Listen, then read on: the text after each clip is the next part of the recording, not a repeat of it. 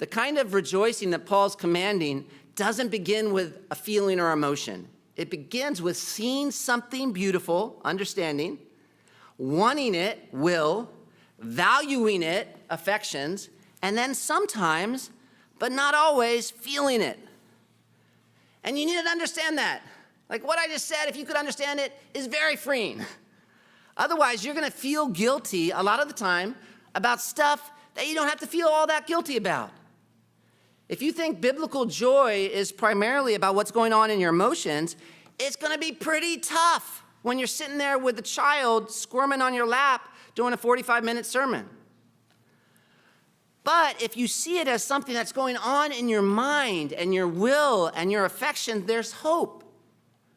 When Paul tells you to rejoice, he's not telling you to feel this super positive emotion about everything all the time. He's not telling you that you have to manufacture some feeling from out of nowhere. He's not telling you that you have to somehow find joy in that moment.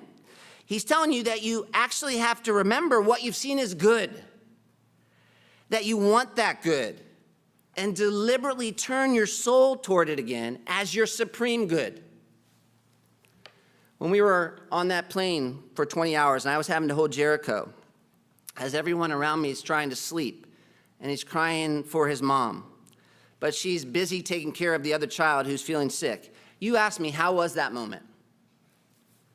I could talk to you about how I felt. I felt terrible. I did not like that moment at all.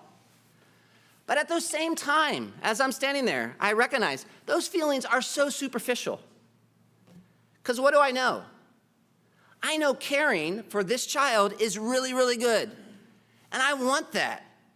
And so it's a big privilege, actually, for me to be able to do that. And so you ask me when I get off that plane, how was that time? I would honestly say it was really good. Because that's what I deep down value. And rejoicing for me in that moment is not lying. It's not saying, oh, this feels so good. I love this kid not stopping saying, mom, while all these people are looking at me. But me actually saying to my feelings, this is good. This child is a gift from God. He's an eternal soul. And me caring for him is a gift.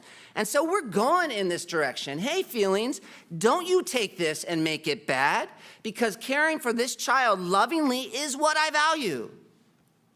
And so we're not just talking about how you feel in this moment or a mood here. We're talking about lining your soul up with what you value over and over and over. The Spirit of God enabling you to develop this inner habit that has to do with what's going on in your heart and that causes you to say and believe while you're holding that baby as he's crying for 10 minutes, though this doesn't really feel great, Jesus is great.